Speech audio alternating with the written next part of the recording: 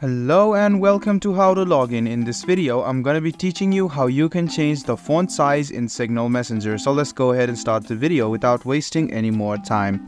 Open up the Signal Messenger app on your phone. After you do this, click on your profile which you see on the top left hand corner.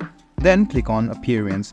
You can see the message font size option over here. Go ahead and tap on it and you can see that there are 4 sizes which are small, normal, large and extra large.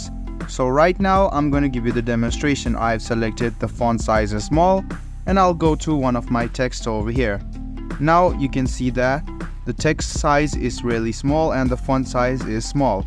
Now if I want to turn it to extra large, I'll just go ahead and go to Appearance, click on Message Font Size, click on Extra Large, and if I go back you can now see the chat size has increased.